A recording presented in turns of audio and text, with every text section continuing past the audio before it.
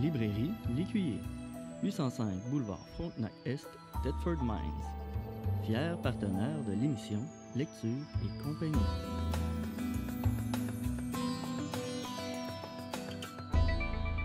Bonjour, nous rencontrons aujourd'hui Réal Poulain qui va nous parler de polar, un sujet qui m'intéresse beaucoup. Bonjour. Bonjour. Bon, tu veux nous parler, pour commencer, je pense, d'une trilogie de Laurent Chabin. C'est en plein ça, une trilogie de M. Chabin. M. Chabin, d'abord, c'est un Québécois d'origine française. Il est vraiment d'origine française. Il a resté un peu partout. Il est resté en Alberta, entre autres, avant de revenir au Québec. Puis là, ça m'avait été demandé de lire ce roman-là pour les chroniques. Ce que j'ai fait mes devoirs. Ah, c'est bien. Parce que j'ai un petit peu de difficulté avec les... Ça fait longtemps que j'ai abandonné les auteurs québécois. Fait que je m'étais donné comme tâche de le faire pour me renouer avec eux autres. Donc, Laurent Chabin, c'est sa trilogie. Le premier livre, je vais surtout parler du premier livre, qui est Quand j'avais 5 ans, je l'ai tué. Elle fait référence à Quand j'avais 5 ans, je l'ai tué de Walt Button, bien sûr. Mais la comparaison, elle s'arrête là. Juste dans le titre. Juste dans le titre. Parce que, en fait, c'est l'histoire de Lara Crevier. C'est l'héroïne qu'on va suivre tout le long du roman. C'est une jeune... Pourquoi je ne vendrai pas de punch en disant ça? Pourquoi ça s'appelle comme ça, le titre? Parce que quand elle avait 5 ans, Lara Crevier était abusée sexuellement par son père et elle l'a tué. Son père. Son père. C'est au début du roman, on apprend qu'elle l'a tué. Ils n'ont jamais retrouvé le corps. Ça reste nébuleux, cette partie-là reste nébuleuse. Elle l'a tué quand elle était adulte? Non, quand elle était enfant. Ah, quand elle était enfant. Pendant un abus, elle s'est défendue puis elle l'a tué quand elle avait 5 ans. Ah, OK. Donc, ce traumatisme-là va la suivre tout le long. Donc, c'est un personnage qui est très, très noir. Elle fait de la prostitution. Elle a tout ça. Puis, elle voit le monde autour d'elle comme toute noire. Et là, elle se tient avec un monsieur qui s'appelle Serge Minsky, qui est un peu son Mac, son gars qui va s'occuper d'elle en même temps. Puis, il n'arrête pas de lui poser des questions sur, justement, cet épisode-là de son enfance. Qu'est-ce qui s'est passé? S'il avait vraiment retrouvé... Puis elle, ça commence à l'intriguer. Pourquoi elle s'intéresse tant à cette période-là de sa vie? Donc, elle va partir à l'enquête de son passé. Et là, on va se retrouver, on va revoir, là, parce que quand elle était jeune, après son abus, elle était accueillie par un couple très intellectuel qui était branché sur l'art et la littérature. Donc, elle va développer un goût pour l'art et la littérature, mais elle va rester un personnage très sombre. Et que là, elle va se mettre à chercher, à partir d'une enquête sur son passé pour essayer de découvrir. Et là, on va apprendre au fil du temps qu'il y a comme un secret, dont je vais vous taire. Non, il faut pas. Je ne vous le dirai pas. Mais elle va découvrir un secret dans son passé qui va l'amener à aller plus loin. En fait, le roman, j'ai eu beaucoup de difficultés à le lire, je vais être très honnête, parce qu'il est très, très... Du roman noir, c'est sûr qu'il y a du noir dedans, mais le personnage est entièrement sombre. Il n'y a pas de nuance dans le personnage. Le personnage, moi, j'aime bien quand le personnage a une contradiction, même s'il est très, très noir, on voit une poindre, une petite lueur d'espoir, mais là, il n'y en a pas du tout. C'est vraiment noir d'un bout à l'autre. Fait que ça m'a rendu la tâche 17. Par contre, son écriture, il a une très belle écriture. Vraiment, il écrit... Comme tout bon thriller, tu as envie de replonger dedans tout bout de champ. Si l'histoire avait été bonne, j'aurais passé à travers les 3 livres très rapidement, mais j'avais de la difficulté. Mais son écriture est vraiment excellente. Écoute, je peux rien à dire là-dessus. Est-ce que c'est juste l'aspect, parce que tu le trouves très noir, que tu le trouves pas intéressant, moins intéressant? Cet aspect-là, mais il y avait aussi l'autre aspect, le défaut de ce livre-là. Si les gens à la maison voudraient lire la trilogie, de ne pas acheter les 3 livres. L'autre aspect qui m'a donné la difficulté, c'est vraiment que quand on commence le 2e tome, il y a plein d'affaires, parce que le 2e tome, c'est « Apportez-moi la tête de Lara Crevier ». Donc, on se dit, bon, si tu commandes le 2e livre, c'est bon, elle s'est fait tuer dans le premier. Mais je dis, c'est pas vraiment ça qu'il faut savoir, mais c'est que le 2e livre, il aurait pu ne pas exister, parce que c'est l'histoire de l'enquête d'une personne qui a trouvé la tête coupée. Ils pensent que c'est Lara Crevier, la personne du premier roman, mais c'est tout l'enquêteur, puis ça finit comme ça finit. Puis c'est de la longue plongée d'un enquêteur dans une enquête qui le dépasse, puis... Mais après, on reprend le 3e tome, qui est vraiment plus la suite du premier. C'est que le 2e... Ah, c'est curieux, hein? Oui, tout à fait.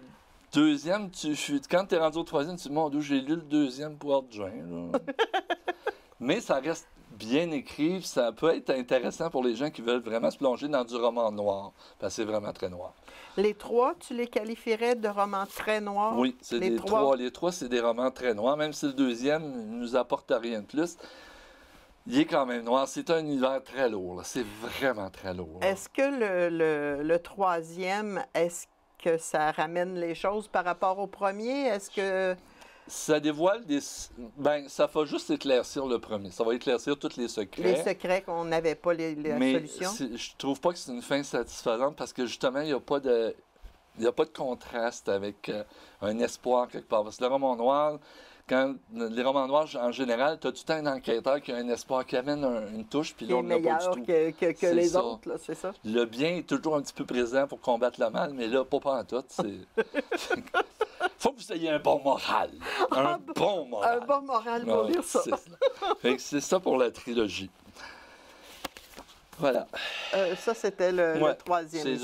C'est Embrasse ton amour sans lâcher ton couteau. Le titre est étrange, hein? Embrasse ton amour sans lâcher ton couteau. Oui, c'est... Je pourrais pas vous dire le lien. Ah non? Non. C'est vrai que ça fait un petit bout, je l'avais lu au début de l'été passé. Mais ça fait rien. Le deuxième, c'est encore un roman québécois, c'est Mme Florence Mené. C'est une journaliste qui a quitté un peu le journalisme pour devenir écrivaine. Elle écrit beaucoup de choses. Ça, c'est un recueil de nouvelles. Le recueil de nouvelles, j'ai dit je vais le lire parce que c'est moins lourd que le premier. Nouvelle, moi j'ai plus de difficulté avec le style nouvelle parce que une nouvelle, il faut que tu aies une bonne chute à la fin. Oui. C'est le secret d'une bonne nouvelle. Oui. Puis dans les écrivains, dans les bonnes nouvelles, j'en ai pas lu beaucoup à part Edgar Allan Poe, mais c'est à part ça. Oui. Mais c'est ça. Mais c'est 11 nouvelles qu'il y a dedans, des nouvelles à teneur de roman noir, même si des fois, c'est pas évident à voir si c'est noir. C'est une très belle écriture. Elle, c'est plus l'écriture poétique. Il y a beaucoup de figures de style, beaucoup d'ambiance. C'est vraiment beaucoup des écritures d'ambiance, des courtes histoires qui te plongent bien dans une ambiance. C'est très court parce que le livre n'est pas vraiment... si... Non, il est très petit, puis les nouvelles sont très courtes, mais ça, elle a une belle écriture, puis elle est très, très habile pour créer une ambiance. OK. Ça, je donnais ça, même si je suis moins fan des nouvelles, mais ça, elle est vraiment bonne. Les chutes, c'est inégal. Il n'y a pas... tu vois qu'elle ne maîtrise pas nécessairement. Il y a des chutes, OK, c'était ça, c'est le fun. Mais il y en a qui c'est quand même mieux réussi. Moi, il y a une histoire dans ça qui s'appelle Seul. C'est l'histoire d'un... Puis ça, j'ai aimé ça. Et on sent dans son écriture et tout, dans beaucoup d'histoires, vu que c'est une journaliste, il y a une histoire, mettons, que c'est une journaliste à l'étranger. L'autre, ça se passe dans un bureau de journaliste. Fait on sent beaucoup son vécu dans le fond. Son vécu à travers l'écriture. Il est très présent. À part ça, là, le Seul, c'est vraiment une histoire d'un petit chat. J'aime les chats et tout. Ça m'a influencé beaucoup. Mais elle est vraiment dans la peau du chat, que sa maîtresse, tout à coup, disparaît de la maison. Puis là, il y a plein d'étrangers qui viennent. Et le chat n'aime pas du tout les étrangers. Et là, il y a une bonne chute à la fin. Okay. Là, il y a un petit là, tu dis, oh, c'est bien le fun. Fait que, oui, c'est un beau petit livre. Pour les gens qui aiment les nouvelles ou les gens qui voudraient découvrir des nouvelles à teneur noire, là, ben, c'est une belle chose à découvrir. Florence Mené, là. Est-ce que d'avoir lu ces nouvelles, ça te donnerait le goût de lire ses autres livres? Parce qu'elle a écrit autre chose, hein? Oui, elle a écrit d'autres. Probablement que je serais partant pour lire un de ses romans. Parce qu'un roman, c'est toujours plus long, plus étoffé, plus... Tu as plus de temps de plonger dans l'histoire. C'est ça, connaître les personnages. Tandis qu'une nouvelle... Moi aussi, les nouvelles, j'ai de la difficulté parce que je trouve que c'est trop court. Ça prend... faut t'accrocher tout de suite, puis des fois, si t'es pas accroché, c'est fini presque là, quelques pages. Bon, ben si ça t'a donné le goût de lire autre chose. Est-ce que tu as des titres? Non, tu n'as pas noté de titre? J'ai pas noté de titre. La prochaine fois, je ne savais pas que c'était une auteure québécoise. Oui, elle a été journaliste, je ne sais plus sur quel... C'est une journaliste scientifique plus, là. OK. Mais c'est ça. Parce qu'avec le nom, je pensais que c'était étranger. C'est comme Laurent Chabin, je pensais que c'était français de France. Je ne savais pas qu'il était établi. Oui, il est établi depuis longtemps pour le seul plus connu. Puis il a écrit beaucoup de choses. Là, fait que ça vaut peut-être la peine de lire ses autres romans. C'est peut-être... faut les découvrir pareil. Ben oui. C'est comme n'importe quoi. Tu ne peux pas tout adorer. Hein? Ben non, c'est ça. C'est la même chose. Bon, c'est que s'il nous restait un petit peu de temps, je voulais terminer avec un classique, parce que quand on parle de roman noir, faut visiter nos classiques, les grands le classiques. Dahlia noir. Et James Ellroy est un auteur vraiment de base dans le roman noir. Il est très connu. Ce qui est particulier avec ce roman-là, c'est que Dahlia noir, c'est vraiment un roman qui est basé sur une histoire vraie, qui était le meurtre de Betty Short aux États-Unis, qui était le Dahlia noir, qui était dans le milieu du cinéma. Et à la même époque, la mère de James Ellroy s'est fait assassiner. Dans des conditions un peu semblables. Ce qui a amené James Ellroy probablement à réécrire sur le Dahlia noir. Moi, James Ellroy, je me suis vraiment forcé à le lire parce que j'avais de la difficulté à le lire, pas parce que c'est mauvais. Je compare son écriture à du jazz, moi. C'est un homme qui écrit très syncopé. Il n'y a pas d'art. Quand tu lis un roman, il y a une harmonie, ça suit. Lui, il est très coupé. Il passe d'un sujet à l'autre. C'est tout dans le même roman, mais il est très... C'est bien fait, mais il faut s'habituer. Parce qu'à un moment donné, tu tombes dans... Oh, là, je suis rendu où, là? Ça demande à s'arrêter, mais ça vaut la peine de faire l'effort parce que c'est un très bon auteur. Dahlia noir, bon, c'est pas vraiment... Puis moi, j'ai eu la misère et tout, parce que je m'attendais à une enquête, une deuxième enquête du Dahlia noir, mais le roman n'est pas axé là-dessus. Il est vraiment axé sur le trio. Parce qu'en fait, les gens qui vont enquêter, c'est Lee Blanchard, puis... comment est-ce qu'il s'appelle l'autre? Bucky Blackhurst. J'espère bien le prononcer. C'est deux boxeurs parce qu'à l'époque, à Los Angeles, ils engageaient des jeunes en police comme ça. C'était deux boxeurs. Le fait qu'ils se sont ramassés ensemble pour travailler, c'est vraiment ce trio-là. Un petit trio parce que Lee Blanchard, il a sa blonde. Donc, il va y avoir un petit trio amoureux. Ça va vraiment la suivre. On va vraiment plus suivre ces enquêteurs-là parce qu'il y en a un qui est plus... mettons, délinquant comme enquêteur, puis il y en a un autre qui est plus straight. Puis James Ellroy, je pense qu'il voulait dénoncer beaucoup la corruption dans les polices de ces années-là. Fait que c'est vraiment beaucoup plus ça qu'on va lire dans le Dahlia noir que l'enquête elle-même. Comme telle sur les meurtres. À la fin, on y va revenir. Là. Il va sortir parce que lui, il pense que ça s'est passé de même. Mais il ne faut pas s'attendre que ça va être que ça. C'est vraiment... plus les deux enquêteurs, Blanchard et Blackhurst, de la police, là, qu'on va les suivre plus eux autres, parce que Blanchard va prendre peut-être une mauvaise tournure, puis l'autre va devoir... Fait que c'est vraiment intéressant pour ça. Puis est-ce que c'est toujours en lien avec le meurtre de celle qu'on appelle le Dahlia noir? Toujours en quelque part, sauf qu'il y a un enquêteur qui va profiter de l'enquête pour en retirer un petit profit personnel, puis il y en a un qui va être plus direct. Ah, OK. Fait que c'est vraiment l'écart entre ces deux personnes-là qu'on va voir plus dans le roman. C'est ça. Puis c'est pour ça et tout. Puis il disait, puis j'avais vu un reportage et tout sur l'auteur, puis il disait que c'était vraiment ça à cette époque-là, parce que lui, il trouvait que l'enquête sur sa mère avait été bâclée, parce qu'il y a eu... Mais bref, c'est pas mal ça, puis c'est vraiment... Puis dans le livre, est-ce qu'il fait le lien avec sa mère? Non, jamais. Non? On n'entend parler, jamais. Moi, je l'ai su à cause... Parce qu'on le sait, parce qu'on le sait, je l'ai appris dans un reportage, puis il harcelait les policiers pour que l'enquête... Mais on l'a su, mais lui, je n'ai jamais... Dans le roman, il n'en parle pas comme tel. Il enquête sur le meurtre de deux cette... personnes, dans la Dahlia noire. Donc, c'est un beau petit bijou. Je suis en train de commencer une trilogie d'un tueur en série du même auteur. Mais c'est ça. Il faut s'habituer à l'auteur, puis on finit par le trouver très bon. Le meurtre comme tel, puis l'histoire, c'est quoi un petit peu là, par rapport au Dahlia noir? En fait, la Dahlia noire, c'est une jeune actrice qui avait essayé de faire son chemin. Puis tout à coup, dans son cheminement pour devenir actrice, elle a dû rencontrer un pas fin parce qu'elle s'est retrouvée morte. Ils l'ont retrouvée sur un terrain, la tête coupée, me semble. Bref, mais on n'a jamais... Dans sa théorie à lui, c'est que c'était quelqu'un de son entourage, mais on ne saura pas plus parce que ça n'a jamais été élucidé, cette histoire-là. Puis dans le roman, c'est pas élucidé non plus? C'est pas élucidé énormément. C'était vraiment plus pour la corruption de la police. Ah, c'est plus cet aspect-là qu'on voit? Qu'on voit plus dans le roman. OK. Mais c'est un auteur à découvrir dans les classiques. Puis si je reviens faire une chronique, je vais probablement vous en amener un autre de ces grands classiques. Parce qu'il a écrit beaucoup de livres, quand même. Il a écrit vraiment beaucoup de livres. Pas juste du roman noir. Il a écrit une grande trilogie aussi sur l'histoire des États-Unis. American Tabloid, c'est le premier titre.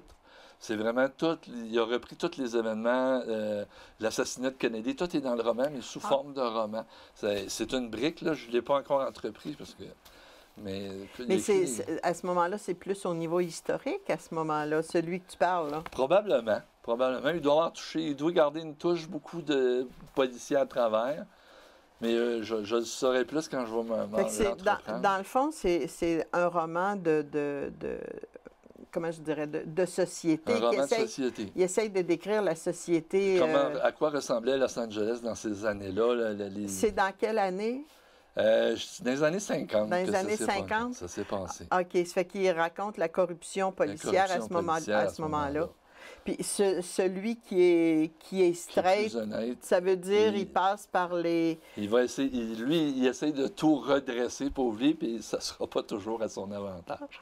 Puis tu parlais qu'il était 3, puis qu'il y avait une intrigue. Il y a eu, avec la blonde de Blanchard, celui qui va devenir peut-être un petit peu plus délinquant, il y a une conjointe, mais là, elle va comme tomber un petit peu en amour avec l'autre. Qui est plus straight, là. Fait que là, ça va encore compliquer la situation, là. Mais il y a eu une adaptation cinématographique du Dahlia Noir qui est vraiment excellente aussi. Tu l'as vu, le film? Je l'ai vu, le film. Après avoir lu le roman, je me dis, moi lire le... Est-ce qu'il est pas mal, le film est pas mal fidèle? Il est assez conforme. Ah, OK. Il y a tout le bout avec Blanchard qu'on voit dans le roman, qui est peut-être pas dans le film, mais le bout où il s'acoquine avec des gens moins fins, là. Tu parles de celui aussi qui n'était pas tout à fait correct. Qu'est-ce qu'il faisait dans ces... Bien, il a été, au cours de l'enquête, il s'est mêlé à des gens qui... Il avait fait un petit peu de contrebande d'armes dans les rues, puis il y avait une petite business un peu malhonnête avec... Il faisait du trafic d'armes. C'est ça, du trafic d'armes et de drogue. Là, il y avait 2 mains dedans, mettons. Ah bon.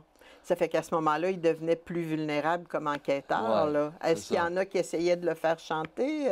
Non, pas du tout. Non? C'était vraiment... Il n'y avait personne au courant. C'est juste Becker qui s'en rend compte, qui finit par l'apprendre. OK. Et là, je ne vous dirai pas ce qu'il fait après ça. C'est ça. Ah bon. À ce moment-là, comment ça se... Ben, sans dire la fin, comment ça finit par aboutir, toute cette histoire-là? Bien, comme tout bon enquêteur, le Becker, dans la question, Becky Becker finit par s'en sortir sans trop de mal. Mais comme tout bon chevalier au soleil qui s'en va au loin en ayant fait la justice, il se rend compte que ça va être très, très difficile de combattre la corruption. La corruption qu'il y a dans la police. Est-ce que ça veut dire qu'il se résigne? Je pense pas. Il va je pense qu'il va continuer. Le personnage va continuer. Mais il va devenir un peu blasé comme tous bons enquêteurs, comme les Philippe Marleau de ce monde, tout.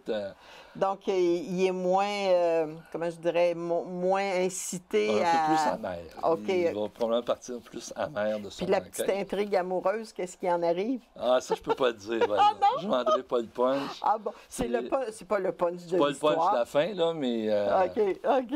on va laisser l'histoire le découvrir, les gens le découvrir. Est-ce que tu as d'autres livres que tu peux mentionner de cet auteur-là? De cet auteur-là? Il y en a beaucoup. Là, je suis en train de lire la trilogie commençait par un roman qui s'appelle Lune de sang, ça s'annonce vraiment intéressant, parce que c'est le regard d'un tueur en série qui est... Ah oui, Lune sanglante, c'est ça? C'est ça, Lune sanglante. On suit, au début de l'histoire, on suit le policier qui va poursuivre... ça et tout, c'est encore compliqué à lire un petit peu, parce que tu as le tueur en série qui devient le narrateur et tu as le policier.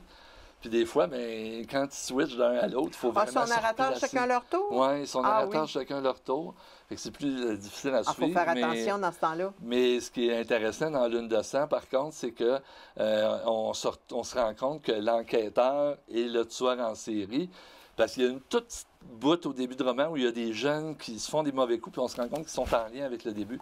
C'est les deux mêmes, fait que ça promet d'être... Ah, OK. Ici, comme titre, on mentionne Brown's Requiem, Clandestine, À cause de la nuit, La colline aux suicidés et Lune sanglante. C'est ça. La colline aux suicidés, Lune sanglante, La colline aux suicidés, puis l'autre, À cause de la nuit. À cause de la nuit, ça, c'est la trilogie. Ah, c'est une trilogie, c'est une ça? trilogie, ça. Ah, OK. Qui peuvent se lire probablement séparément, parce que c'est 3, mais c'est le même personnage qu'on va voir dans les 3 romans. Mais souvent, quand il y a une trilogie comme ça, il y a une progression au niveau des personnages. C'est intéressant de les lire dans l'ordre. Oui. Habituellement, c'est le cas. Hein? Effectivement. Bon, ben, Je te remercie beaucoup. Ça fait plaisir. À la prochaine peut-être. Ben oui, sûrement. Continue à lire des livres intéressants comme ça. Ouais. J'aime beaucoup les polars. Ben, si je reviens, là, je vais vous parler probablement d'un latino-américain qui s'appelle Patagonia Chuchu, un roman noir. Ah bon? Qui vient Le nom de l'auteur? C'est Miguel, là son nom de famille, je me souviens plus. Ah bon? C'est compliqué un petit peu, mais c'est ça. Mais ça, je vais sûrement vous en parler parce que je vais essayer de faire... Il y en a vraiment partout dans le monde. C'est le fun de faire le tour des différents pays. Ben oui. De voir comment ça s'enligne, là. Bon, bien, merci beaucoup. Ça fait plaisir. À la prochaine. À la prochaine.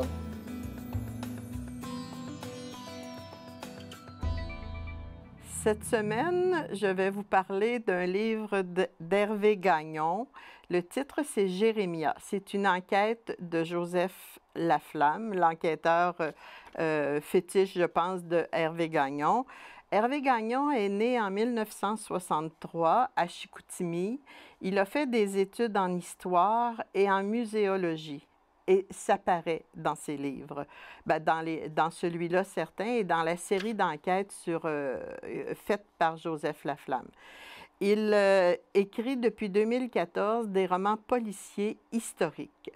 Il dit que l'histoire est composée à 90% d'inconnus et que l'écrivain comble les vides. J'ai trouvé que c'était vraiment approprié à son roman. Son roman, L'Enquête, ça commence en 1865, à la fin de la guerre de sécession aux États-Unis.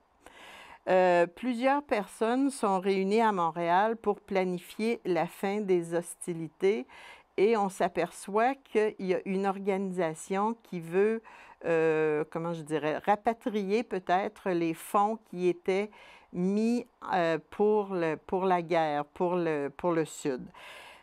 Là, ça, c'est en 1865. Après ça, en 1882, on voit un individu qui assiste, c'est drôle à dire, à ses propres funérailles.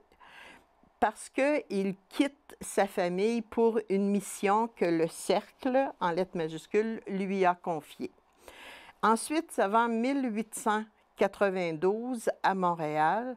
Et là, il y a un, puis deux, puis trois Noirs qui travaillent à Montréal, qui sont retrouvés assassinés. Le premier, torturé, on le trouve, il y a des détails un peu macabres, là. On le retrouve suspendu dans une église. Et le deuxième, à peu près la même chose, il est torturé aussi. Et le troisième est tué tout simplement comme ça. Et après, et tiré avec un pistolet ou un fusil. Et après ces trois-là, bien sûr, Joseph Laflamme enquête. Avec Joseph Laflamme, il y a un individu qui s'appelle McCreary et sa sœur, mais qui ne participe pas comme telle à l'enquête, sa sœur, mais elle est présente. C'est un personnage important. Et les individus qui ont été retrouvés, le premier surtout, avaient des symboles sur le front. Et on a déduit que c'était comme 3K. Donc, le Ku Klux Klan qui sévissait aux États-Unis contre les Noirs pour les éliminer. Et par après, quelques jours plus tard, des Noirs se réunissent, une dizaine peut-être, dans un endroit. Il y a aussi en arrière de ça toute l'histoire des francs-maçons là, qui sont directeurs à Joseph Laflamme et dans les francs-maçons, il l'amène à une réunion, mais finalement, il quitte. Puis là, les Noirs sont réunis à un endroit et ceux qui veulent les éliminer mettent le feu à la maison et bloquent les portes. Donc, ils sont tous morts, ils sont une dizaine, sont tous morts à cette réunion-là. Et Joseph Laflamme continue à faire enquête et il découvre la société Le Cercle. Il découvre une société qui s'appelle Knights et qui ont placé de l'argent, qui ont récupéré de l'argent pour des bons qui avaient été mis en circulation pour la guerre de sécession. Il y a toute cette histoire-là. Et le sergent McCrary, qui est avec lui, fait des références avec le premier volume. Ça, j'ai trouvé ça plus agaçant un petit peu, qu'il y avait souvent des références avec le premier volume. Moi, celui que j'ai lu par hasard, Jérémia, c'est le deuxième. Donc, il me manquait des choses pour... c'était pas des détails importants, mais c'était quand même des éléments qui m'agaçaient de ne pas le savoir. J'aurais dû probablement les lire dans l'ordre pour avoir une pleine connaissance. Je vous remercie et je vous rappelle qu'un bon livre est un livre qu'on regrette d'avoir terminé.